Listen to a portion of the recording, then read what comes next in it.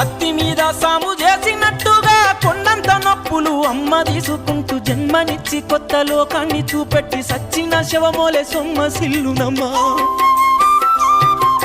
అమ్మంటే ఎంత గొప్పదో బ్రహ్మకైనా వర్ణించవశమౌనా. ఎన్ని జన్మలున్న కౌలు కలములు అమ్మ ప్రేమను రాసిన తరుగునా. పొద్దు పొద్దున లేచి నీ నామములు తలిచి నిన్ను పూజించిన నీ రుణము తీరునా అమ్మా. కమ్మనైనా అమ్మ పాట వింటే ఎంత